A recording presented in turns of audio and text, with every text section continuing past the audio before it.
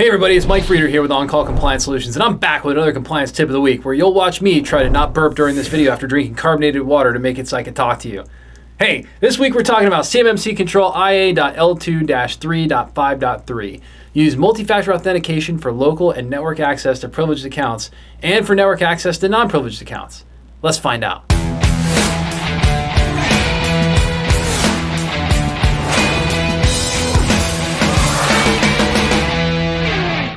So hey, if you're a defense contractor who's feeling overwhelmed, tired, and alone, trying to figure out all this CMMC, DFARS, and NIST SP 171 compliance stuff on top of an already colossal workload, well, I've got great news for you. You found your home here at On-Call Compliance Solutions, where we can help you transform into your company's on-call compliance hero. Let's jump into it. CMMC Control IA.L2-3.5.3. Use multi-factor authentication for local and network access to privileged accounts and for network access to non-privileged accounts. Yes, this is the one. It creates the big giant nightmare and everybody hates it. But guess what? It also happens to be the one control that will save your tuchus, right? Because ultimately at the end of the day, multi-factor authentication is probably the greatest invention for network security and just generally information security that's come around in the last I don't know how many years.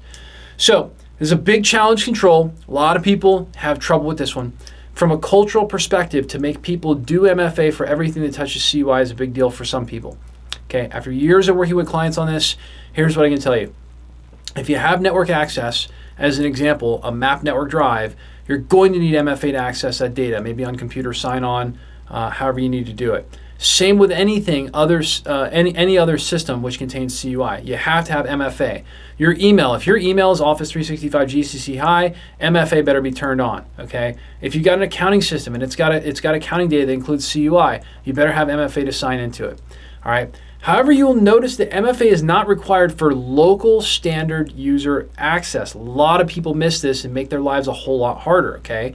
However, you'll notice that MFA is not required for local standard user access to CUI when the CUI is on that user's machine. By the way, we also do these videos in exactly one take because I'm way too lazy to actually start over again. Very interesting. That is just a small hint of where MFA's requirements may be easier to implement than you think. All right. I'm going to go back over that again because in all of my little bantering, there was actually an important point in there. So again, if you're a standard user, non-admin, and if you have CUI only locally on your computer and you can't access that via, some other method over a network like a map network drive from your computer, which would be unusual sort of, then you don't actually have to have MFA to get into the local computer if you're a standard user, non-admin user. Okay, so there is this loophole for basically standard users on the network where they don't actually have to have MFA to sign in their computer. A lot of people miss that. All right, your buddy Mike. This guy, okay, hooking you up, trying to make life a little bit easier at least. All right, let's jump into what the assessors are looking for on this one and try to not hit any potholes. Now, 4 things they're assessing for. 1, determine if privileged accounts are identified. That's pretty easy, right? Of course they're identified. You look in Active Directory and boom, there's people in the admin security group and people not in the admin security group as an example. All right, assessment point number 2, determine if multi-factor authentication is implemented for local access to privileged accounts. So again, if you're an administrator, okay, and if the system you're logging into has CUI, you must have MFA implemented for all accounts able to access CUI. All right, pretty straightforward. Determine if multi-factor authentication is implemented for network access to privileged accounts. Okay, now we're going over a network to a privileged account. Okay, MFA is implemented for all accounts able to access CUI would be a really great answer if you have it, or MFA is enabled on all accounts which have network access to CUI. That'd be another good answer. Both those are acceptable.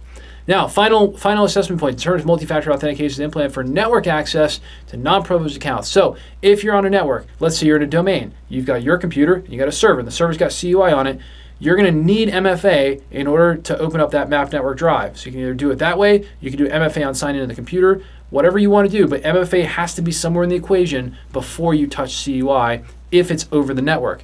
Note that they are not assessing whether you have MFA on your local machine or not. That's not an assessment point because that's not right. Again, you can have CUI on your local device. You can do that. You can physically secure that device, which is the alternative to MFA. But if it's going over the network or it's a privileged account, you got to have MFA. If you're scratching your head, if you're scratching something else, and you're trying to figure out what am I going to do? Installing multi-factor authentication on my network seems like a head scratcher, a giant burden, maybe something really tough to do. Here's the good news.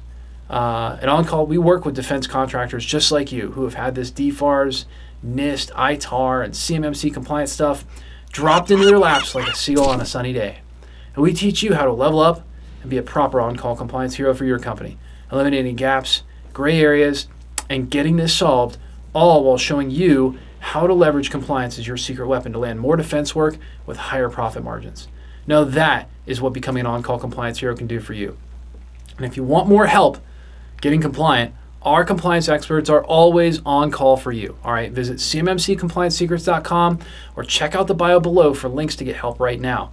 And if you love the content we're putting out here for you, or my incredibly disgusting burps, help us out with a big thumbs up on that like button, or even better, smash the subscribe button to get the latest compliance help as soon as our compliancers roll it out. Until the next compliance tip, my friends, stay safe and secure out there, and hit us in the comments below to let us know what you'd like to know more about when it comes to information security and compliance. I'll see you on the next one.